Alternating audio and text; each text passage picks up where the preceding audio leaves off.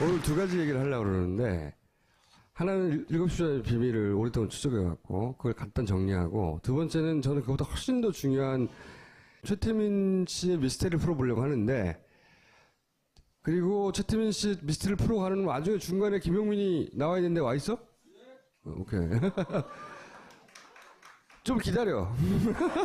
네 차례 아니야. 좀만 기다려. 일단 7시간 미스테리 잠깐 얘기해 봅시다. 그때 뭔가 했다! 얼굴에. 4월 16일 날 나타나가지고 이 얘기 했잖아요. 조끼 입었는데 어떻게 구출 못하는 거야?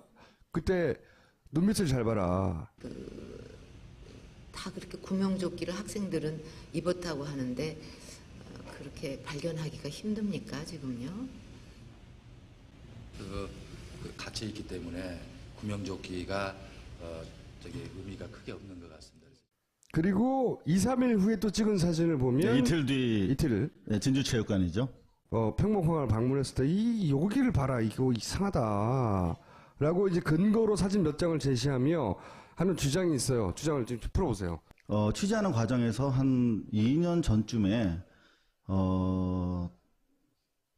보톡스를 맞았을 것이라고 하는 한간의 얘기는 있었는데 상당히 그 최순실 쪽에 측근에 해당되는, 그 측근은 누구냐면 그 압구정동에 있는 그 찜질방에 같이 가본 사람 정도 돼야 측근이라고 할 수 있어요. 근데 그 같이 가본 분들 중에서 복수의 사람들, 측근이라고 그래도 문제되지 않는 분들한테 매선이라고 하는 그런 시술 방법이 있다는 거 알았어요. 보톡스 사실 저도 한번 맞아봤어요. 어떤 건지. 여기가 뭐 이렇게 넓어서 맞은 게 아니라 그냥말로 실험 삼아. 그런데 그냥 뭐 주사 몇 방 맞으면 끝나는 거예요. 근데 그렇다면 그 7시간의 공백을 설명하는 이유는 안 되겠다. 그런데 2년 전에 알게 됐어요. 그거보다 더 심한 걸 했을 거다. 그러니까 최순실이 즐겨서 받았던 피부 리프팅 시술이 보톡스가 아니라 매선이라는 걸 알게 됐어요. 그러니까 녹는 실인데요. 그거를 100에서 150방 정도 이렇게 넣어주는 거예요. 주사기 끝에다가 넣어서. 그러면 이 실이 녹으면서 콜라겐이 생겨서 부풀어 오르는 것처럼 보인다고 합니다. 그걸 맞았다는 사실을 알게 됐어요. 그거 할 때는 아파요? 많이 아파. 생각을 해봐. 이게 3cm 정도 되는 걸 주사기를 넣는 거예요. 그러면은 안 아프겠어요? 물론 피부 표면 마취를 할 수 있는데 이거는 150개 정도를 아주 숙련된 의사가 하더라도 30분 이상 소요된답니다. 숙련되지 않으면 1시간. 그러면 1시간 동안 계속 3cm짜리 주사기를 여기다 찔르면은 많이 아프지. 그죠? 그래서 보통은 이제 좀 높은 사람들, 뭐 고관 대작이라든가 VIP들을 상대로는 일부러 프로포폴을 놓는데요. 아프다고 계속 불평하니까. 이 사람을 위해서도 그러지만 시술자를 위해서 프로포폴을 놔준답니다. 원래 내시경, 수면 내시경 이런 거 할 때 하는 거죠. 예. 네, 그러면 이제 깨고 나면은 깔끔하니까. 근데 문제는 뭐냐면 여러분들 수면 내시경 해보셨겠지만 프로포폴 금방 깨요. 그죠? 한 30분이면 깨는데 멍하잖아요. 바보 같잖아요. 그래서 의사분들이 운전하지 말고 술 마시지 말고 뭐 쉬라고 그러잖아요. 그러니까 회복 시간을 고려했을 때 시술 시간 1시간 전후, 그 다음에 완벽한 회복에 이르는 시간 4-5시간 하면 그 7시간의 공백이 설명이 되는 것 같더라고요. 그래서 그 최순실 씨와 목욕을 같이 한 바 있는 그 측근이라고 해도 문제가 안 될 그분들로부터 최순실이 매선 시술을 받았고 나아가서 대통령이라고 저 친구가 얘기하고 있는 박근혜 씨에게도 자기가 쓰던, 자기가 거래하던 의사를 데려가서 청와대에서 매선 시술을 해줬다라고 하는 진술을 결국 받아냈어요. 근데 그날 그 시각에 그렇지. 그날이냐 이거지. 자, 그러면 이제 그날이냐가 중요한데, 자, 개연성은 생긴 거죠. 그죠? 6개월에 한 번 정도 갔다고 하니까 하필 또 그날이 될 확률은 상당히 낮아요. 그런데 이제 180분의 1이잖아. 그러니까요. 그래서 그날일까? 뭐 약간의 이제 그 불확실성이 너무 높으니까. 그런데 제가 쭉 사진을 뽑아서 전문의들을 많이 만나러 다녔어요. 혹시나 해서. 그랬더니 전문의들이 하시는 말씀이 이거는 자기들이 봤을 때는 매선 시술 직후에 전형적인 양상이라는 거예요. 이런 눈, 이거. 네, 보통 뭐 여자분들 많이 붓죠. 특히 얼굴에서 눈 주위가 가장 많이 붓는 자리라고 해요. 그런데 시술을 하지 않고서 오후 5시 15분 시점에 저렇게 자고 일어나는 것처럼 눈이 붓기가 어렵다. 아니, 너무 슬퍼서 울었을 수도 있지 않나요? 그 생각을 못했네요. 그리고 여기 사진 보면 여러분들 그 박근혜 씨가 옛날 피습당한 상처가 있습니다. 근데 그 상처는 섬유질이기 때문에 붓는 확장 속도가 좀 낮지요. 그래서 위아래로 부어있는 흔적이 보인다라고 진술을 해주셨고, 많은 분들이. 그 다음 심지어 저는 그냥 그림자인 줄 알았는데, 저 좀 가르쳐 주실래요, 저기? 그렇지. 그 부분이, 보통 이틀 지나면 멍이 생긴다고 합니다. 그러니까 당일은 이렇게 우리 매 맞고도 그 다음날 자고 나야 붓고 멍들잖아요. 마찬가지로 하루 지나서 붓기 시작해서 이틀에서 맥시멈이 됐다가 빠진다고 합니다. 바로 그 시점에 찍힌 사진이 아니냐라고 제가 전후관계를 설명하지 않고 이분 매선침 받은 것 같아요? 안 받은 것 같아요? 라고 물어봤을 때 상당히 많은 전문의들께서 이건 상당히 의심스럽다. 가능성이 매우 높다라고 근데 말씀을 4월 15일 날 했을 수도 있잖아. 그 생각을 못했네요.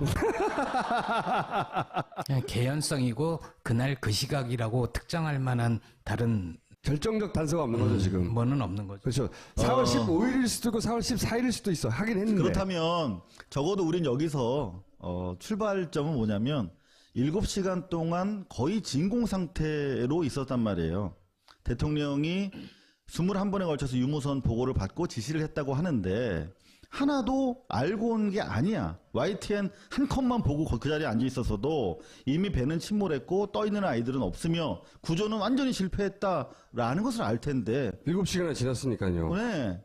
아직도 왜 못 찾고 있느냐 아이들을 이런 질문이 나올 수가 없는 거죠. 그리고 박영선 의원의 당시 질문에 따라도 분명히 관사 청와대 영내에 있었고 팩스를 넣었기 때문에 추정하건대 관저에 있었을 가능성이 높다는 거예요. 사무실에 있었으면 팩스 넣을 이유가 없잖아요. 바보입니까? 분명히 답변에 팩스를 넣었다는 답변이 있었기 때문에 이거는 관저에 머무르고 있었다. 근데 팩스를 넣었다는 말 자체가 거짓말일 수도 있죠.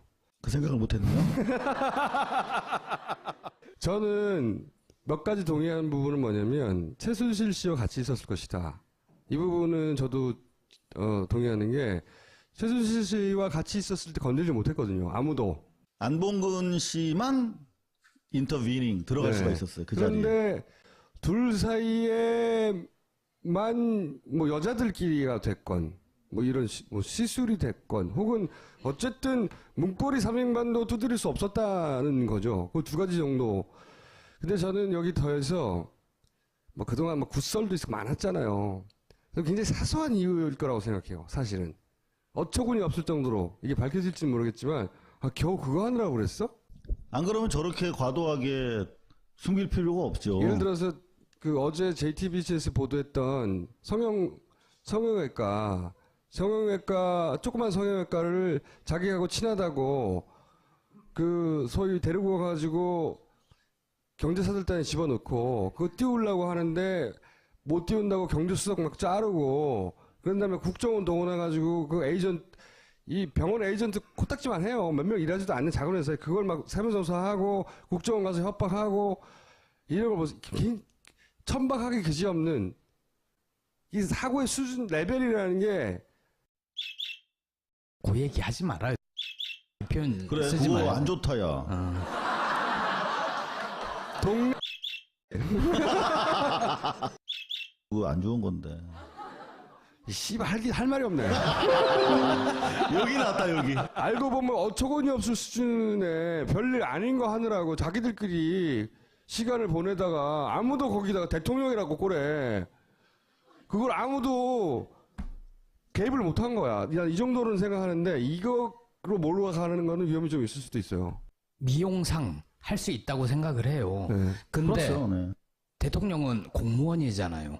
최고 공무원이고 그 시간은 업무 시간이었잖아요. 근데 그랬다고요? 그날 일정이 없었어, 공식 일정이. 저는 뭐 이런 거 있잖아요. 마사지 하다가 잤어, 둘이 떠들다가. 뭐 이런 수준의 어처구니 없는 거일 수도 있다. 라고 생각하는데, 이 경우 같은 경우에 이제 반론을 당할 위험은 좀 있어요. 그 하필이면 15일 날 했어. 뭐 이렇게 들고 나온다든지 거꾸로.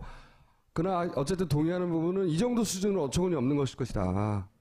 라는데 동의합니다, 저는. 그 어처구니 없는 작은 일들과 큰 일, 그리고 공사와 사사를 구분 못한 정권이 바로 이 정권이거든요. 그래서 저는 그런 의미에서 어제 여러분들 보셨습니다마는 JTBC의 그 김모 의사분 같은 경우에 사실은 제가 최순실 씨가 매선 시술을 받은 5명의 의사가 있어요. 그래서 그 5명을 다 확보를 해서 다 만나왔어요, 사실은. 네. 좁혀 나왔는데 그분 중에서 가장 가능성이 높은 분이었어요. 5명 중에 5명 중에. 들어갔던 네, 실제로 들어갔다고 주변에 얘기했다는 정황도 있고. 청와대에 들어갔다고 네. 추정하고 있는 5명 후보 중에 이 사람이 가지 않았을까 싶었다 이거죠. 그리고 이분은 매선을 다른 분들은 원래 뭐 그 최순실의 야매를 좋아한다고 하잖아요. 그래서 전문의들이 아닌 경우가 많아요. 이분도 전문의는 아니에요. 외과인데. 근데 그분들 중에선 제일 정통한 분이야. 그러니까 그 녹는 실을 뭐 가지고 특허도 내고 뭐 이게 제대로 하는 분이에요. 그래서 자기도 만족을 했을 거고 충분히 권할만 하다. 근데 이분이 의료 기록을 JTBC에서 내놓으라고 그러니까 특히 프로포폴. 하여튼 그 기록을 다 파쇄했다는 거 아니에요. 그러니까요. 개연성이 그리고 높아지기 시작하는 환자 기록은 환자와의 어떤 그 법리적인 문제 때문에 공개할 수 없다라고 했다는데 그분이 바로 누구냐면 옛날에 아실 텐데 유명 연예인의 의료 기록을 자의로 깠던 분이에요. 그분이 먼저. 근데 이제 와서 환자 프라이버시 때문에 깔 수 없다고 얘기하는 건 얘기 안 되는 거죠. 그 김모 의사는 지금 어디 갔습니까? 3일 전부터 출근 안 하고 있는데 여하튼 저희가 지금 접촉하고 있는 5명의 의사 중에 하나가 시술했을 것이 대단히 분명하고 그분들 지금 알리바이를 다 캐고 있기 때문에 이 가설 뭐 현재로는 의혹입니다만은 여기까지 하고요. 오늘 하이라이트를 사실 풀어보려고 하는 게 뭐냐면 이들의 관계에 대해서 오늘 한번 풀어보려고 합니다. 관계에 대해서. 내가 굉장히 그 중에 결정적인, 본인은 그렇게 결정적인 인터뷰를 한 건 몰랐겠지만, 결정적인 인터뷰를 했거든요. 지금까지 알려지기로는 최태민 씨가 이렇게 등장을 해요. 아까도 보여드렸지만, 교주였대잖아요, 교주. 응? 교주. 이것도 그 소장님이 남긴 유인물 중에, 기록물 중에 하나예요. 보면, 73년 7월까지 영세 교주 역할을 하고 있었어요. 그리고 당시 정보기관에 남긴 기록도 보면, 이때부터 이제, 이 종교인의 길로 들어갑니다. 그때 당시 이름은 최태운이에요. 7병원 개명했다고 하는 게 사실관계가 좀 잘못된 거예요. 6개 가명이 있었고 법적 개명 한 번밖에 안 합니다. 뒤져보면. 왜냐면 당시는 개명이 엄청나게 어려웠거든요. 범죄자들이 빠져나간다고 개명을 못하게 했는데 이 사람은 범죄자 중에서도 범죄자였거든요. 근데 개명을 해요. 그 얘기 좀 하겠지만 어쨌든 이때 승려가 되고 이때 공화당 중앙위원을 했다고 하는 특이한 기록이 있습니다. 굉장히. 뭐지 이거? 박정희의 공화당이잖아요. 그리고 대략 69년부터 이 사이비 교주의 길을 걸어가기 시작해요. 응? 그래가지고 기록에 남아있기로는 74년 8월까지도 본인을 태자마마라고 하는 사이비 교주였어요. 이게 당시 정보기관이 남긴 기록이에요. 이게. 조사를 해가지고. 그런데 지금까지 정설로 굳어진 스토리라인은 뭐냐? 기존설이 이겁니다. 2월 달에 최태민이 박근혜에게 편지를 보내. 응? 어머니 뭐 소리를 듣고 싶을 때 나를 통하면 항상 들을 수 있다. 우리가 계속 들어왔던 영매설 이거잖아요. 중정 보고서에도 어쩌고저쩌고 75년 2월 말경에 박근혜에게 편지를 보내서 어쩌고저쩌고. 이게 우리가 알던 설이에요. 최태민이 박근혜에게 접근하여 엄마를 만나게 해줄게. 현혹해서 실제로 3월 6일 날 청와대에서 만난다. 이렇게 모든 일이 이루어졌다. 이게 기존설이에요. 난 이게 말도 안 된다고 생각해요. 말도 안 되지만 저게 정사죠. 이게, 기록과 증언에 따른 정사. 이게 정사로 남아있고, 이게 언론은 아직도 이걸 반복하고 있어요. 그래서 소위 부모를 잃은 불쌍한 어린 딸이 아버지한테 이 사람 이렇게 얘기하는데 딸을 이기는 아버지가 어딨냐고 저도 말도 안 되는 소리가 정사로 되어 있다고 저는 생각해요. 왜 그렇게 생각하느냐? 그 소리를 깨는데 결정적인 인터뷰를 본인이 했어요. 제가요? 네.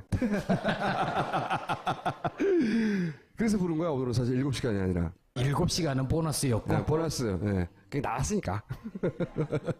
이전이나 주장했으니까. 보세요. 요 앞에 74년 8월까지 사이비 교주였어요. 8월. 근데 갑자기 대통령, 그때 무소불위의 권한을 노리는 독재자 박근혜 대통령의 딸에게 편지를 보냅니다. 갑자기 몇 개월 만에 사이비 교주가. 그리고 실제로 만나요. 3월 달에 만난 이후에 4월 달에 갑자기 구국 선교단의 총재가 돼요. 총재. 한 달 만에 선거에. 이게 75년 4월 23일에 동아일보 기사예요. 총재! 이거는 경향신문 75년자 5월 한 달 후에 기사인데 5천의 신도가 모인 임진각에서 구국 기도회를 이게 격려하고 있는 거야. 이때 최태민 총재가 나타납니다. 최태민 총재. 그리고 구국 십자군 헌장이 초본 이것도 역시 탁 소장이 남긴 거. 이 중요한 기록들을 탁 소장님이 남겼어요. 역사에 굉장히 중요한 역할을 한 분입니다. 이분이. 이게 75년이에요. 역시. 이게 이제 인쇄물로 정말로 헌장이 되는 게 역시 탁 소장이 남긴 기록입니다. 5월달 언젠가입니다. 헌장이 만들어져. 내용을 보면 전국 조직이에요. 군대 조직하고 똑같이 만들어요. 완전히. 그리고 이 사람이 결국은 이제 공식적인 단합대회도 하고 신문에 막 나와요. 이제 막 기독교인데 군복 입고 있어요. 다. 골때 지금으로 상상도 할 수 없는 그림인데 합니다. 이런 거. 5월달에. 그다음 6월달에 직자로 창문을 해요. 만난 지 3개월 만에 전국 조직 창문을 한다고. 하나님을 위하여 나라를 위하여. 내용을 보면 구국 선교단이라는 것도 그때 같이 만들어져요. 취지 목적 막 나와. 이거 다 탁소장님이 남긴 겁니다. 이거 안 남겼으면 우리가 이걸 추적할 수 없었을 거야. 중요한 내용이 기독교 조직인데 멸공하자고 모이는 거예요. 여기가. 멸공국이라는 단어를 씁니다. 이 선언문이나 또는 선서문에 보면 다 멸공국이라고 해요. 최태민 씨가 관련된 모든 단체의 키워드 멸공국. 그래서 누구를 인터뷰했다고? 기다려봐요. 이 3개월 만에 이미 박근혜 대통령이 여기 참가해요. 응? 그 다음에 이 사람이 유경수 추모 예배도 이 사람이 주최합니다. 구국 선교단, 십자군 총사령부, 선교단 여성부. 그리고 이 사람이 의사회하고 막 자매결연도 맺어요. 막. 그리고 1년 후에는 이제 이걸 다 먹었어요. 구국 선교단, 구국 여성모금단, 구국 십자군 다 먹어가지고 총재 최태민이 막 신문에다 이따만한 광고도 내요. 그리고 이건 상상할 수 없는 사진이에요. 이런 사이비 교주가 1년 만에 대통령하고 마주 앉아가지고 이 사진 찍는다는 거는 우리가 언론에 많이 봤잖아요. 이 사람이 사이비인 거 몰랐을 것 같아요? 그럼 박정희 대통령은 과연 박근혜 대통령을 통해 최태민을 만났는가 이런 질문을 해야 하는 거예요. 근본적으로. 자, 이런 얘기가 등장하죠. 우리가 만났잖아? 신동욱 씨가 인터뷰를 해가지고 아니야 유경수 살아있을 때 최태민 나왔다니까? 이런 얘기 우리가 지난 시간에 들었잖아요. 근데 이제 신동욱 씨는 본인이 직접 본 게 아니잖아요. 그리고 박근영은 그때 어렸어요. 그죠? 그래서 자기가 기억하는 것만 말한 거예요. 엄마가 그렇게 얘기했다고. 그리고 보세요. 김재규가 항소 보충 이유서라는 걸 남깁니다. 최태민, 우리가 아까 처음에 본 영상이 있죠. 우리 그 사공화국 영상. 최태민 부정행위를 정확하게 파악했는데 박근혜 양을 그 단체에서 손을 떼게 하기는커녕 오히려 박근혜를 총재로 하고 최태민을 명예총재로 올렸다고. 박정희가 다 들었어. 돈 해먹고요. 사이비 교주고 다 얘기했는데 그 얘기를 듣고 그 새끼 죽여버려 한 게 아니고 이렇게 했다고. 조치를. 이게 이해가 돼요? 자기가 아끼는 큰딸한테 사이비 교주가 붙어서 돈을 해먹고 있어요. 그거 왜 남겨도. 기존 스토리 라인으로 보면 전 말도 안 되는 거라고 봐요. 그래서 틀림없이 미리 알았을 거라고 오랫동안 생각해 왔는데 44번인가 범죄를 저질렀다고 기록에 남아있는 게. 그러면 국가 권력을 다 쥐고 있는 사람이 그 기록 못 받겠어요? 이 사기꾼이잖아. 알았을 거야. 근데 그런 사람 이름 못 바꾸게 하려고 만들어 놓은 불어의 원칙이 바꿔줘. 이름을 최태민이 딱 한 번 바꾼 거예요. 법적으로는. 그런데 고발뉴스가 등장합니다. 이제 드디어. 응? 이 양반이 막 쑤시고 다니거든요. 근본도 없이 아무데나 막.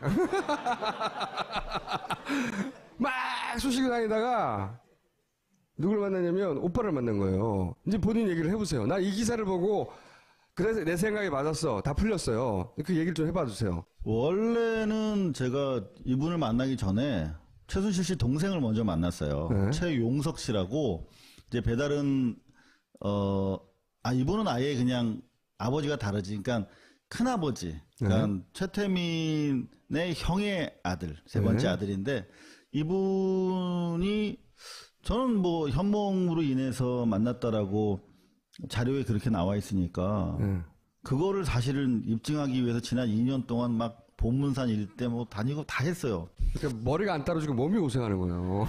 어쩔 수가 없습니다. 그래서 많이 다녔어요. 근데 그 와중에 이제 최용석 씨라는 분을 먼저 뵀어요. 근데 그분께 여쭙죠.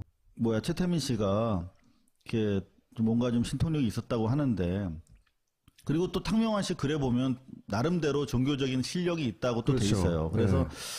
뭐 어떤 기술이 있었답니까? 그랬더니 최면술을 한다는 거예요. 그 영원 합일설의 방법론이 최면술이에요. 근데 실제로 자기 어머님이 서울에 가서 최태민 씨가 시키는 대로 올라간다 손 올라간다 그랬다가 안 내려와서 울고 막 그랬대요. 그래서 뭐 살살 빌어서 이렇게 손 내려와서 왔다. 야, 니네 누가 아빠 잘하더라. 최면술 정말 그렇게 얘기를 들었다는 거예요. 그래서 그런 기술이 실제로 좀 있었구나. 그래서 박근혜 씨한테도 올라간다 이렇게 해가지고 또 나름대로 도력을 좀 보였겠구나 그런 생각을 했어요. 뭐 여태까지 우리가 봐온 자료들의 연장선상에서. 그러다가 이제 또 어렵게 최재석 씨를 만나게 됐죠. 이분은 훨씬 더 기억을 많이 하는 분이죠. 누구냐면 최태민 씨의 아들이 셋이 있어요. 하나는 북한에서 월남에서 같이 내려온 아들인데 호적에서 판 상태로 지금 외국에 나가 있고, 그 위에 있는 형도 나가 있고, 국내에 있는 유일하게 호적상의 아들이에요. 그래서 그냥 외아들 첫째라고도 불리는 그런 사람입니다. 나아가서 이분은 현재 저희 고발뉴스가 4년 전에 그 3천억대 추가 부동산 최순덕, 최순실 씨 빌딩을 다 밝혀내지 않았습니까? 그 빌딩들에 대해서도 상속권이 있는 사람이에요. 그래서 대단히 기억하는 부분이 많았는데, 그래서 이제 여쭤봤죠. 이걸 모르고 물어본 거예요. 그죠? 뭘 몰라. 아니, 제 말은 뭐냐면은, 조금 알았지 그래도. 그러니까 생전에 청와대에서 그건 몰랐죠. 네, 이건 네. 몰랐다는 거죠. 이게 나는 키라고 보는데. 그렇죠. 몰랐죠. 그래서 아버지 이력을 보면 원래 공화당 지배력 공화당. 당시에 네. 공화당에서도 중앙위원 하신 걸로 돼 있었는데 어떻게 된 건지 여쭤봤어요. 아까 그 기록에 나왔던 거. 네. 네. 그랬더니 이제 그 얘기를 하는 거예요. 자기 공화당 중앙위원을 지낸 게 아니라, 그것만 한 게 아니라 실제로 서대문 지역구의 지역위원장을 맡았었다는 거예요. 지역위원장이라는 건 국회의원 될 후보들이에요. 그렇죠. 아무나 되는 게 아니에요, 그 자리가. 그 당시에 대통령이 아니었죠. 혁명위원회의 의장이었는데 아무나 주는 사실 지역구는 아니잖아요. 서대문이면. 그래서 이 양반이 뭐 장난인지 뭐 기억이 좀 부정확할 수도 있는데 다른 것들을 쫙 물어봤더니 상당히 정확하게 기억을 하고 있더라고요. 이를테면 보문산에서 영세계를 선포했을 당시의 위치라든가 그런 것도 알고 있었고, 그 다음에 보면 아현동 굴레방다리 상가에서도 또 했었거든요. 네. 영세계를. 근데 그런 걸 다 기억하고 자기가 뭐 밥당번을 했대요. 그래서 그때가 70년대 중반, 따져보면 나이가 얼추 기억할 수 있겠다는 생각이 들더라고요. 그래서 이제 이걸 이제 묻기 시작한 거예요. 네. 아버지가 이게 뭔가 이렇게 꿈을 통해서 예지를 해서 청와대에 편지를 넣어서 그것 때문에 만나게 됐다고 하는데 어떻게 들었냐 아버지한테. 그랬더니 자기는 아버지가 가장 아끼는 아들이었답니다. 이분이 주먹을 쓰는 아들이었어요. 실제로 보면 똑같이 생겼는데 눈이 부리부리하고 되게 무섭게 생겼어요. 웃고 있는데 눈은 막 불타, 호랑이처럼. 그런 분이 되게 무섭잖아요. 그리고 실제로 그런 또 나름대로 업계에도 종사하셨던 분이고, 그래서 그때 당시에도 사고를 좀 많이 쳤대요. 그러니까 아버지 입장에서는 이렇게 신경이 쓰이면서도 이렇게 마음이 가는 그런 아들이었던 것 같아요. 그런데 그때 당시에 아버지만 편지를 보낸 게 아니라는 거예요. 그때 최태민 씨한테 얘기를 다 들었대요. 재산 관계부터 다 자기가 안 돼. 그러면서 들은 얘기가 한간에 그런 얘기가 있는데, 자기만 그때 편지 보낸 게 아니라 애도하는 마음으로 각계 사회 원로들과 명사들이 단체로 편지를 보냈나 봐요. 그때 청와대로. 네. 그 중에 하나 자기도 그냥 편지를 썼다. 뭐 이렇게 현몽 같은 거 담지 않고. 그런데 평상시 알고 있으니까 연락이 와서 만나지 않았겠느냐라고 하면서 하는 얘기가 유경수 여사 계실 때 2차례 정도 청와대에 들어가서 유경수 여사 계시고 그쪽 가족과 함께 식사를 했다는 얘기를 살아생전에 많이 했다는 얘기예요. 더 중요한 얘기가 있어요. 요걸 원했던 거지. 더 중요한 얘기. 그리고 제 그 아들은 이렇게 기억하고 있다고. 부친이 일제시대 일본에 머물 무렵 청년 박정희를 그때부터 알고 지냈고 박정희 대통령이 부친으로부터 뭔가 많은 도움을 받아서 늘 미안한 감정을 가지고 있었던 것 같다. 라고 자기는 들었다고. 이 얘기를 한 계기는 아까 우리 저 충수가 보여준 사진이 있어요. 3샷. 네. 그 소파에 앉아있는 3명이 거. 앉아있는 예. 자리. 네. 근데 이게 그 당시에 정말 서슬시퍼런 독재자 박정희 씨 앞에서 저렇게 앉아있을 수 있겠느냐. 그냥 친분 없이 하면서 그 사진 얘기를 하면서 꺼낸 얘기예요. 그러니까 원래 아버지랑 박정희랑 상당한 교류가 있었고 과거에 지역구를 받을 때도 그랬고 그 이후에도 계속 교류가 있었다는 거예요. 그러니까 이 사람의 주장은 아버지가 원래 정치랑 종교랑 사회복지에 관심이 있었다고 하는 거예요. 그러니까 주장을 제가 전하는 겁니다. 이건 뭐 판단은 여러분들이 하시고 차후에 검증이 필요하겠습니다만 정치를 했으면 아버지가 원래 이게 말빨이 좋았기 때문에 지인들이 다 총리까지 했다는 거예요. 그러면서 총리까지 했을 텐데 정치의 환멸을 느끼는 계기가 있었다. 그래서 내려간 것이다. 그리고 그때 승려를 했던 것은 자기가 종교활동 차원에서 한 것이지 그게 뭐 아주 본격적인 건 아니었다라고 주장을 하고 있어요. 그래서 내려가서 이제 종교활동을 하면서 사실 종교가 대단히 정치적인 아젠다를 가지고 있는 종교다. 이게 사회 참여적인 종교고 지금 뭐 종파적으로 다 뭐 이렇게 통합이 안 돼 있기 때문에 그거를 사회 통합 차원에서 천주교, 기독교, 이렇게 유교 이렇게 통합하기 위한 정치적인 아젠다를 가지고 있는 것이고 어떤 그 세계 평화로 나아가는 뭐 그런 아주 독트린을 가지고 있는 것이었다라고 주장을 하더라고요. 그래서 자기 정치적 경험이 종교에 담겨서 그런 활동을 했던 연장선상에서 이후에 대통령도 관계를 지속적으로 가질 수 있었다라고 주장을 하고 있어요. 최태민 씨의 기록을 보면 일본 시대 수사였어요. 43년부터 네. 말에. 해방되고 나서는 이제 여러 가지 다른 일을 했지만 일본 일제시대는 순사였고 일본군 장교 출신이죠. 무슨 도움을 주고 받았는지는 알 수 없어요.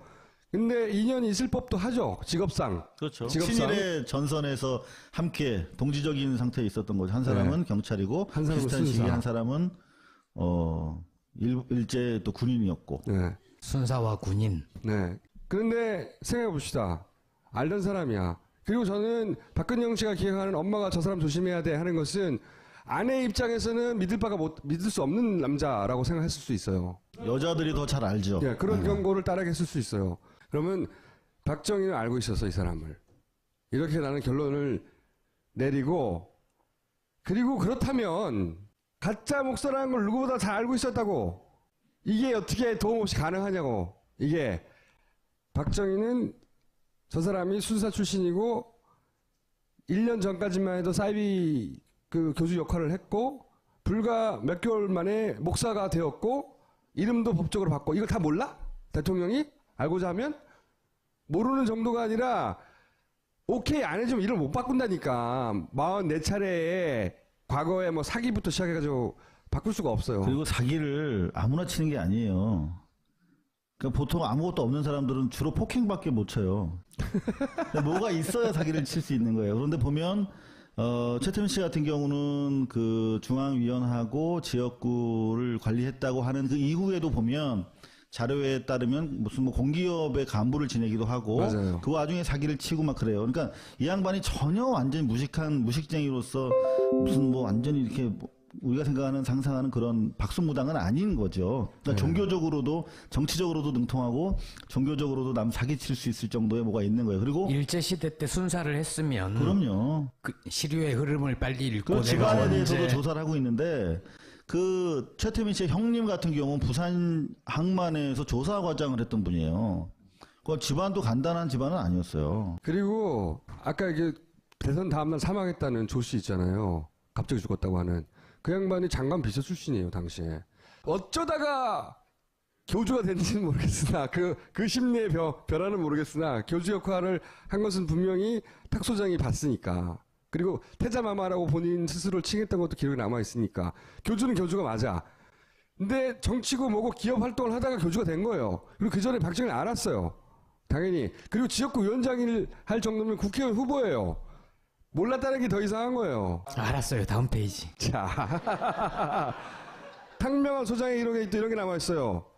탁 소장이 발견한 거야. 저 사람 얼마 전까지만 해도 사이비 교주였는데 그러자 중정이 찾아옵니다. 중앙정보부 종교 담당자가 와가지고 몸조심하라고. 아니 가짜를 가짜로 말했는데 왜 탁 소장한테 몸조심하라고 중앙정보부가 나서냐고. 이상하잖아요. 알고 있었다고 다. 이거 왜 이렇게 했을까? 왜? 김용민 나와.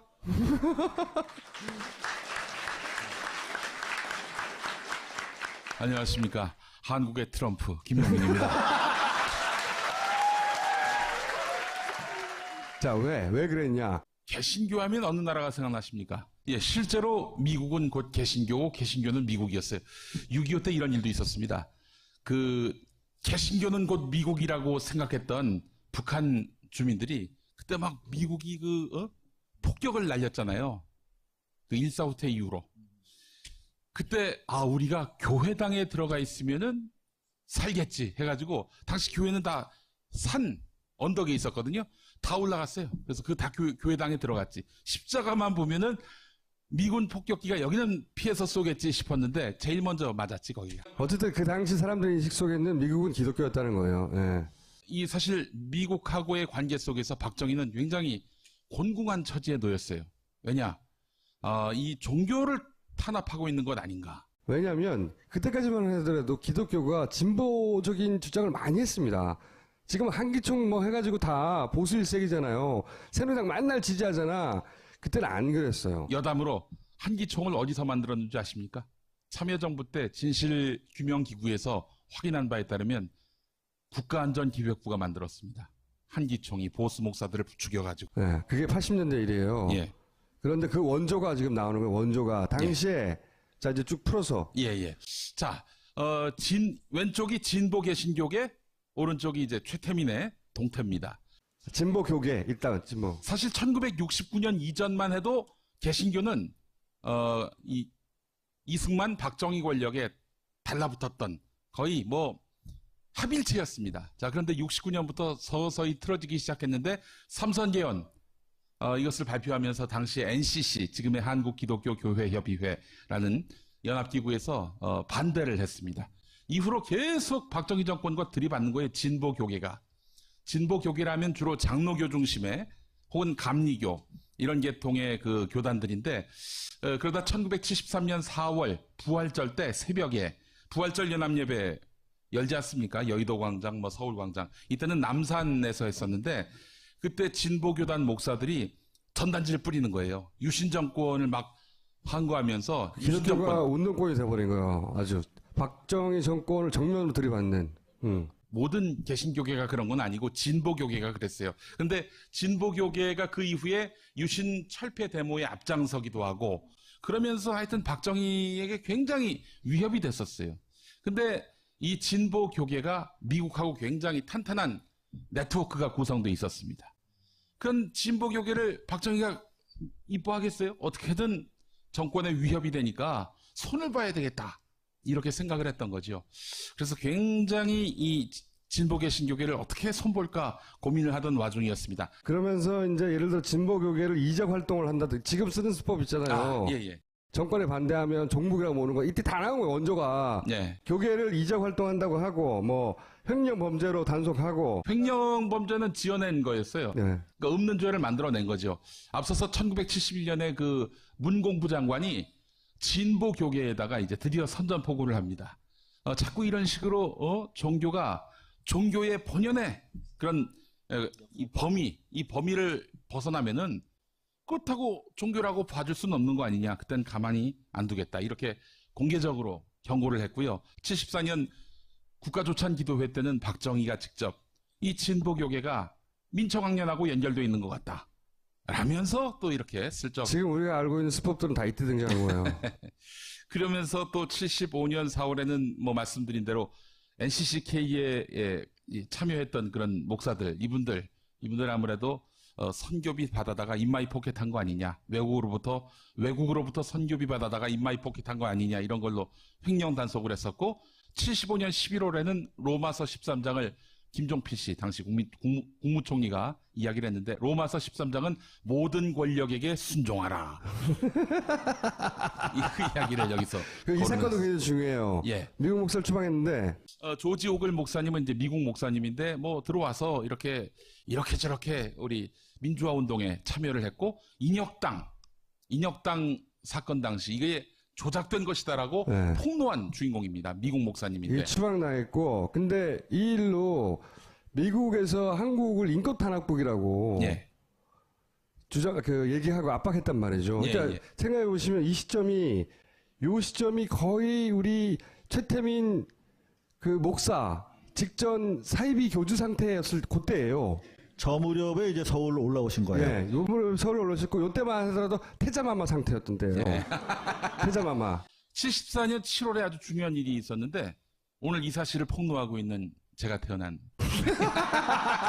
자, 그다음 타임라인은 자, 그렇다고 하면은 최태민을 굳이 시킬 거 없이 보수 개신교계가 나서서 이 진보교계가 이야기하는 거 좀 반박도 하고, 마치 그 시위가 벌어지면 어버이 연합이 등장해서 맞불 시위를 놓듯이 그 역할을 바로 박정희 정권 때 보수 교계가 했었습니다. 뭐 대표적으로 삼선개헌 반대를 NCCK가 하니까 곧바로 DCC라고 대한기독교연합회라는 지금의 한기총 같은 단체지요. 거기서 삼선개헌을 지지하는 성명을 발표하고요. 또한 73년 조찬기도회 중에는 김준곤 목사라고 CCC라고 학교에서 굉장히 유명한 왜 선교단체 있죠? 사형리 뭐 이렇게 펼치고 다니면서 거기 대표였던 김준곤 목사가 조찬기도회 하다가 설교 중에 이 유신은 세계 정신사적 혁명이다 이러면서 잔뜩 띄워줬었습니다.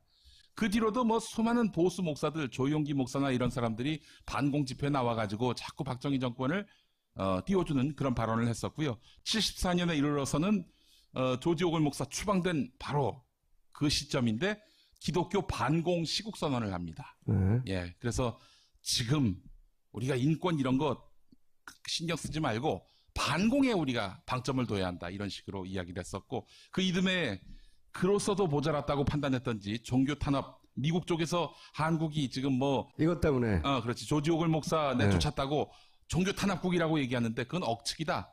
여기 예배 보기도 하고 뭐 여기 선교 활동하는데 아무 문제가 없다라는 그런 성명을 냈었습니다. 당시 미국의 힘은 한나라 정권을 대놓고 뒤엎는 수준이었거든요. 네. 박정희는 그걸 굉장히 두려워했어요. 미국이 자기를 명분을 가지고 들어와가지고 뒤집어 버리는 거에 대해서. 그래서 미국이 이런 예를 들어서 인권 탄압국이라고 공격하고 하는 것에 되게 신경을 많이 썼다고요. 그래서 보수교계가 이렇게 열심히 박정희를 위해서 응원해주고 뒷받침해주고 또 변명도 해줬는데, 근데 미국 사회에서는 그게 별로 안 동의가 안 됐던 먹혔지 거예요. 전혀. 이쪽 사람들이 훨씬 미국하고 커넥션이 좋았거든요. 예, 당시에 막 그 정권을 이렇게 옹호하고 다녔던 목사들의 배경을 따져보면은 미국 교계하고 그렇게 연관이 없는 뭐 침례교, 순복음, 그리고 장로교라 하더라도 너무 보수적이어서 미국하고는 연이 끊어져 버린 그런 목사들. 그리고 이제 이건 최태민 라인인데 뭐 예. 편지를 했다 뭐 갑자기. 그리고 5월달 아까도 쭉 설명했죠. 조선일보에도 광고 등장하고 동아일보도 등장해요. 아까 보여드린 건 동아일보인데 일제 일간지에 등장해요, 최태민이. 그리고 77년에는 박정희 최태민 거세 잘라라 지시를 합니다. 이 얘기는요, 박정희가 불러가지고 친국을 했다는 거 아닙니까? 직접 네. 친히 이게 추궁을 했었는데, 그때 박근혜가 나타나서 박근혜 대통령께서 나타나서 이렇게 뭐 울었다는 거 아니에요, 한마디로. 뭐 그런 식으로 이야기가 남아있죠. 이분은 굉장히 나에게 도움 주시는 분이고 뭐 좋은 분이고 이런 식으로 얘기를 했는데, 그로부터 며칠 뒤에 박정희 대통령이 당시 선우연 공보 비서관한테 거세하라고. 물론 거세하지 않았고 이게 다 일화들이에요. 그러니까 만약에 진짜로 최태민을 제거할 필요가 있었으면 정권 차원에서 박정희 대통령 입장에서 이건 쉬운 일이에요. 사라지게 하는 건. 이게 뭘 뜻하냐.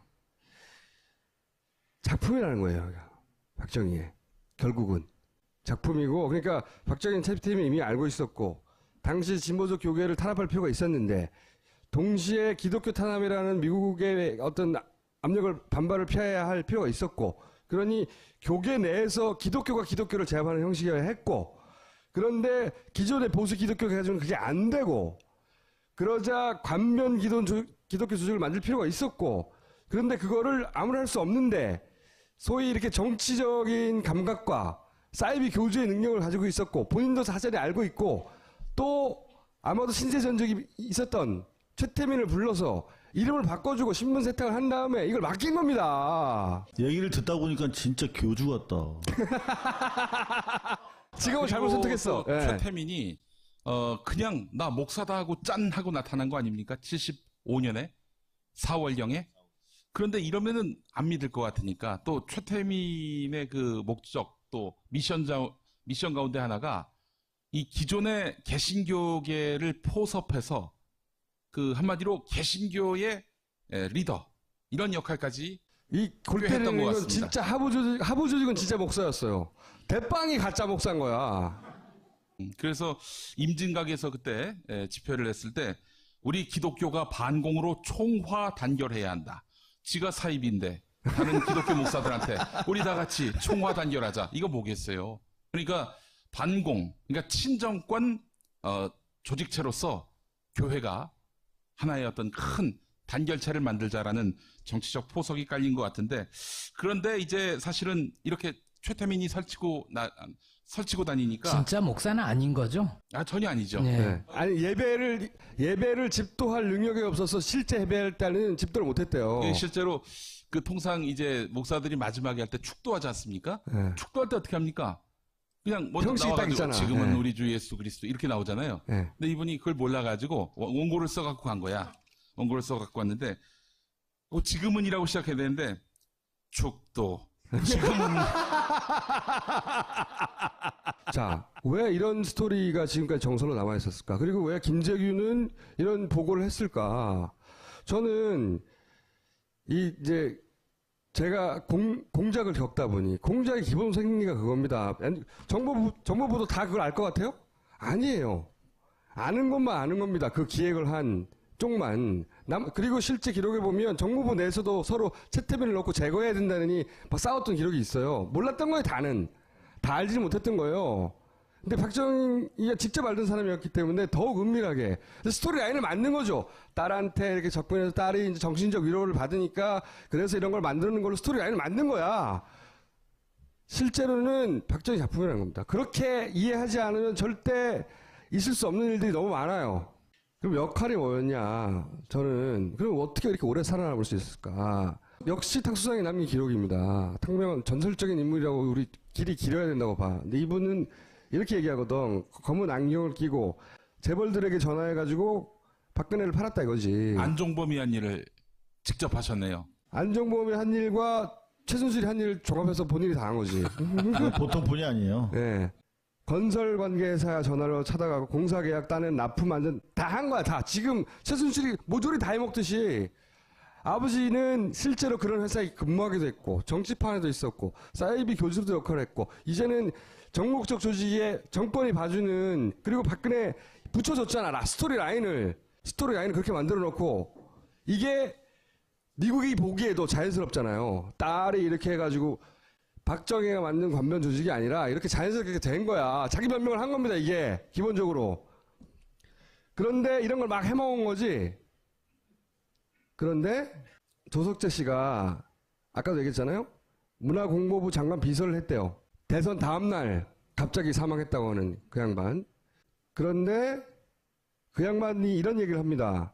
돈 관리는 최태민이 했다고. 조선재 씨 이렇게 말합니다. 그네가 그렇게 시키고 다른 사람은 절대 맡기지 말라고 했다고. 이게 최태민이 박근혜를 빨아먹었다고만 보도되고 있는데 그게 아니라는 거지. 자기 재산 관리를 맡긴 거예요, 실제. 이 관계를 총 정리하면 이런 겁니다. 정권 유지를 위해서 최태민을 고용을 했어. 근데 최태민은 자기 권세를 계속 유지하려면 박근혜를 이용해야 돼. 그리고 박근혜는 재산을 계속 지키려면 최태민을 활용해야 돼. 그리고 최순실은 최태민에게서 엄마를 상속받은 거예요. 지난 시간에 엄마의 미스터리 얘기했죠. 물려준 건 엄마였던 겁니다. 엄마. 박근혜를 수십 년간 지탱시켜서 지배하면서 전화로 이래라 저래라 하는 그 관계의 핵심은 엄마였다는 걸 알았고, 최태민은 자기의 능력을 최순실한테 넘겨줬는데 그게 엄마였다. 엄마. 유경수. 자, 이제 최순실이 엄마야. 무당들이 잘하는 것 중에 하나가 목소리 흉내내고, 처음에 최태민도 그런 능력이 출중했다고 그러는데 유경수 흉내내면서 목소리 내고, 그 능력, 그 부분을 최순실 씨가 물려받은 것이고, 박근혜 대통령에게 최순실은 엄마인 거예요. 그러니까 엄마가 하는 대로 하는 거예요. 엄마가 입으라는 옷 입는 거고요. 그거를 본 적이 있어요? 듣거나? 아니, 왜냐면 이게 되게 중요한 얘기인데. 지금 속으로 나보다 더 한다 그러고 있는 거예요. 아니, 그러니까 왜냐면 지금 갑자기 하루아침에, 저는 지난 2, 3년 동안 계속 이거를 너무나 어마어마한 얘기라서 어떻게 취재하기 되게 어려운 상황에서 한 발 한 발 왔는데, 갑자기 어느 날 갑자기 최순실이 무슨 박근혜한테 현명하고 이렇게 딱 세트가 돼 있더라고요. 방송에서 다 그러고. 그런데 실제로 저는 2년 전에 그 최순실이 박근혜한테 현몽을 얘기한다는 진술을 복수로부터 들었어요. 근데 그거를 이제 팩트 파인딩하기 너무 어려워서 사실 계속 끌고 왔는데, 그거를 사실은 아마 저 말고는 거기 접근한 사람이 없을걸요? 근데 그거를 마치 지금 최순실이 저렇게 최태민에 이어받아서 박근혜한테 저렇게 하고 있는 거를 마치 본 것처럼 얘기해서 깜짝 놀라서 물어보는 거예요. 아, 진짜로. 지난 시간에 미스테리의 결정적 고리라고 했잖아요. 저는 누구한테 들은 얘기예요, 그거를? 본인이 어디서 들었나 보네? 제 별명이 김엄마인데. 박근혜 대통령이 우리가 참 말하는 걸 들어보니 멍청하다, 또는 말이 짧다, 또는 지적력이 떨어진다, 그 말이 다 맞을 수도 있지만 바보는 아니에요. 절대. 그러면 이때까지 살아남을 수 없는 겁니다. 부모가 둘 다 동시에 죽었잖아요. 믿을 수 없어요. 누구도. 옆에서 수발 들었다고 어린 시절에 그냥 믿어요? 그거를 최태민은 간파한 거고요. 거꾸로 거슬러면 박정희가 자기 정권을 위해서 뿌린 씨앗이 그 지금의 파국으로 이어진 겁니다.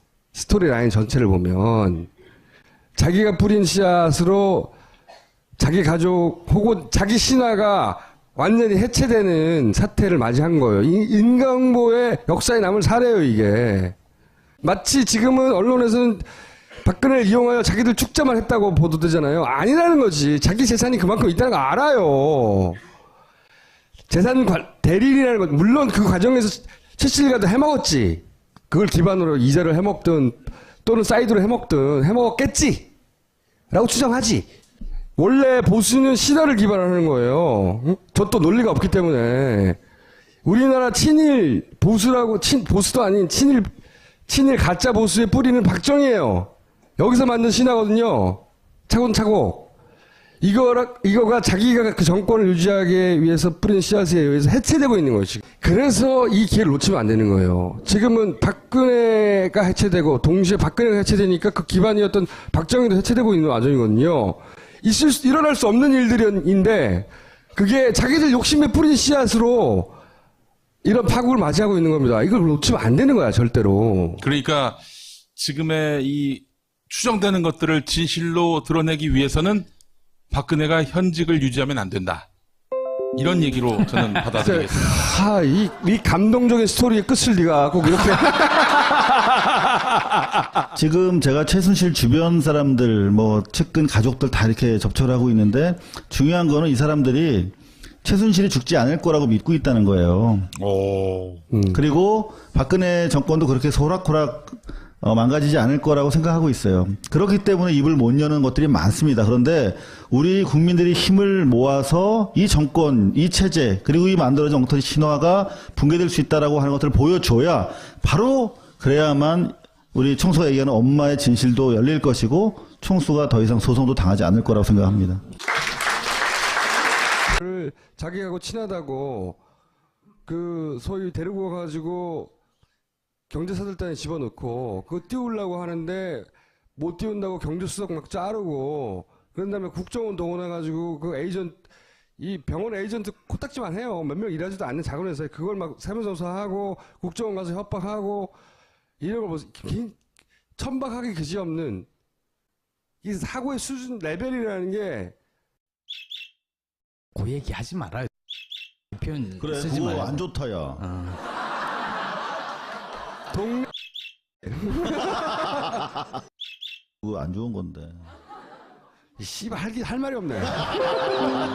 여기 나왔다, 여기. 알고 보면 어처구니 없을 수준의 별일 아닌 거 하느라고 자기들끼리 시간을 보내다가 아무도 거기다가 대통령이라고 꼴해. 그걸 아무도 개입을 못한 거야. 난 이 정도는 생각하는데 이거로 몰아가는 거는 위험이 좀 있을 수도 있어요.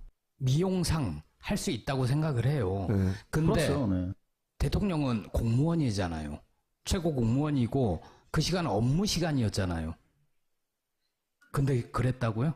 그날 일정이 없었어, 공식 일정이. 저는 뭐 이런 거 있잖아요. 마사지 하다가 잤어, 둘이 떠들다가. 뭐 이런 수준의 어처구니 없는 거일 수도 있다. 라고 생각하는데, 이 경우 같은 경우에 이제 반론을 당할 위험은 좀 있어요. 그 하필이면 15일 날 했어. 뭐 이렇게 들고 나온다든지 거꾸로. 그러나 어쨌든 동의하는 부분은 이 정도 수준은 어처구니 없는 것일 것이다. 라는데 동의합니다, 저는. 그 어처구니 없는 작은 일들과 큰 일, 그리고 공사와 사사를 구분 못한 정권이 바로 이 정권이거든요. 그래서 저는 그런 의미에서 어제 여러분들 보셨습니다마는 JTBC의 그 김모 의사분 같은 경우에 사실은 제가 최순실 씨가 매선 시술을 받은 걸 설명하는 이유는 안 되겠다. 그런데 2년 전에 알게 됐어요. 그거보다 더 심한 걸 했을 거다. 그러니까 최순실이 즐겨서 받았던 피부 리프팅 시술이 보톡스가 아니라 매선이라는 걸 알게 됐어요. 그러니까 녹는 실인데요. 그거를 100에서 150방 정도 이렇게 넣어주는 거예요. 주사기 끝에다가 넣어서. 그러면 이 실이 녹으면서 콜라겐이 생겨서 부풀어 오르는 것처럼 보인다고 합니다. 그걸 맞았다는 사실을 알게 됐어요. 그거 할 때는 아파요. 많이 아파. 생각을 해봐. 이게 3cm 정도 되는 걸 주사기를 넣는 거예요. 그러면은 안 아프겠어요? 물론 피부 표면 마취를 할 수 있는데 이거는 150개 정도를 아주 숙련된 의사가 하더라도 30분 이상 소요된답니다. 숙련되지 않으면 1시간. 그러면 1시간 동안 계속 3cm짜리 주사기를 여기다 찔르면은 많이 아프지. 그죠? 그래서 보통은 이제 좀 높은 사람들, 뭐 고관 대작이라든가 VIP들을 상대로는 일부러 프로포폴을 놓은데요. 아프다고 계속 불평하니까 이 사람을 위해서도 그러지만 시술자를 위해서 프로포폴을 놔준답니다. 원래 내시경, 수면 내시경 이런 거 할 때 하는 거죠. 예. 네, 그러면 이제 깨고 나면은 깔끔하니까. 근데 문제는 뭐냐면 여러분들 수면 내시경 해보셨겠지만 프로포폴 금방 깨요. 그죠? 한 30분이면 깨는데 멍하잖아요. 바보 같잖아요. 그래서 의사분들이 운전하지 말고 술 마시지 말고 뭐 쉬라고 그러잖아요. 그러니까 회복 시간을 고려했을 때 시술 시간 1시간 전후, 그 다음에 완벽한 회복에 이르는 시간 4-5시간 하면 그 7시간의 공백이 설명이 되는 것 같더라고요. 그래서 그 최순실 씨와 목욕을 같이 한 바 있는 그 측근이라고 해도 문제가 안 될 그분들로부터 최순실이 매선 시술을 받았고 나아가서 대통령이라고 저 친구가 얘기하고 있는 박근혜 씨에게도 자기가 쓰던 그냥 개연성이고 그날 그 시각이라고 특정할 만한 다른 결정적 단서가 없는 거죠, 지금. 뭐는 없는 거죠. 그렇죠. 4월 15일일 수도 있고 4월 14일일 수도 있어. 하긴 했는데. 그렇다면 적어도 우린 여기서 출발점은 뭐냐면 7시간 동안 거의 진공 상태로 있었단 말이에요. 대통령이 21번에 걸쳐서 유무선 보고를 받고 지시를 했다고 하는데 하나도 알고 온 게 아니야. YTN 한 컷만 보고 그 자리에 앉아 있었어도 이미 배는 침몰했고 떠 있는 아이들은 없으며 구조는 완전히 실패했다라는 것을 알 텐데 7시간이 지났으니까요. 네. 아직도 왜 못 찾고 있느냐 아이들을 이런 질문이 나올 수가 없는 거죠. 그리고 박영선 의원의 당시 질문에 따라도 분명히 관사 청와대 영내에 있었고 팩스를 넣기 때문에 추정하건대 관저에 있었을 가능성이 높다는 거예요. 사무실에 있었으면 팩스 넣을 이유가 없잖아요. 바보입니까? 분명히 답변에 팩스를 넣었다는 답변이 있었기 때문에 이거는 관저에 머무르고 있었다. 근데 팩스를 넣었다는 말 자체가 거짓말일 수도 있죠. 그 생각을 못했네요. 저는 몇 가지 동의하는 부분은 뭐냐면 최순실 씨와 같이 있었을 것이다. 이 부분은 저도 동의하는 게 최순실 씨와 같이 있었을 때 건들지 못했거든요. 아무도. 안봉근 씨만 인터비닝 들어갈 네. 수가 있었어요. 그 자리에. 그런데 둘 사이에만 뭐 여자들끼리가 됐건 뭐 이런 뭐 시술이 됐건 혹은 어쨌든 문고리 3인반도 두드릴 수 없었다는 거죠. 그 두 가지 정도. 근데 저는 여기 더해서 뭐 그동안 뭐 굿설도 있고 많았잖아요. 굉장히 사소한 이유일 거라고 생각해요. 사실은 어처구니 없을 정도로 이게 밝혀질지는 모르겠지만 겨우 그거 하느라고 그랬어? 안 그러면 저렇게 과도하게 숨길 필요가 없죠. 예를 들어서 그 어제 JTBC에서 보도했던 성형외과 조그만 성형외과를 오늘 두 가지 얘기를 하려고 그러는데 하나는 7시의 비밀을 오랫동안 추적해갖고 그걸 간단 정리하고 두 번째는 저는 그보다 훨씬 더 중요한 최태민 씨의 미스테리를 풀어보려고 하는데 그리고 최태민 씨 미스테리를 풀어가는 와중에 중간에 김용민이 나와야 되는데 와 있어? 오케이. 좀 기다려. 네 차례 아니야. 좀만 기다려. 일단 7시간 미스테리 잠깐 얘기해 봅시다. 그때 뭔가 했다 얼굴에. 4월 16일 날 나타나가지고 이 얘기 했잖아요. 조끼 입었는데 어떻게 구출 못하는 거야? 그때 눈빛을 잘 봐라. 다 그렇게 구명조끼를 학생들은 입었다고 하는데 그렇게 발견하기가 힘듭니까 지금요? 그 갇혀 있기 때문에 구명조끼가 의미가 크게 없는 것 같습니다. 그리고 2, 3일 후에 또 찍은 사진을 보면 이틀 뒤 이틀 네, 진주체육관이죠. 평목항을 방문했을 때 여기를 봐라 이거 이상하다 라고 이제 근거로 사진 몇 장을 제시하며 하는 주장이 있어요. 주장을 좀 풀어보세요. 취재하는 과정에서 한 2년 전쯤에 보톡스를 맞았을 것이라고 하는 한간의 얘기는 있었는데 상당히 그 최순실 쪽에 측근에 해당되는 그 측근은 누구냐면 그 압구정동에 있는 그 찜질방에 같이 가본 사람 정도 돼야 측근이라고 할 수 있어요. 근데 그 같이 가본 분들 중에서 복수의 사람들 측근이라고 해도 문제되지 않는 분들한테 매선이라고 하는 그런 시술 방법이 있다는 걸 알았어요. 보톡스 사실 저도 한번 맞아봤어요. 어떤 건지. 여기가 뭐 이렇게 넓어서 맞은 게 아니라 그야말로 실험 삼아. 그런데 그냥 뭐 주사 몇 방 맞으면 끝나는 거예요. 근데 그렇다면 그 7시간의 공백을 자기가 거래하던 의사를 데려가서 청와대에서 매선 시술을 해줬다라고 하는 진술을 결국 받아냈어요. 근데 그날 그 시각에 그날이냐 이거지. 자, 그러면 이제 그날이냐가 중요한데, 자, 개연성은 생긴 거죠. 그죠? 6개월에 한 번 정도 갔다고 하니까 하필 또 그날이 될 확률은 상당히 낮아요. 그런데 이제 180분의 1이잖아. 그러니까요. 그래서 그날일까? 뭐 약간의 이제 그 불확실성이 너무 높으니까. 그런데 제가 쭉 사진을 뽑아서 전문의들을 많이 만나러 다녔어요. 혹시나 해서.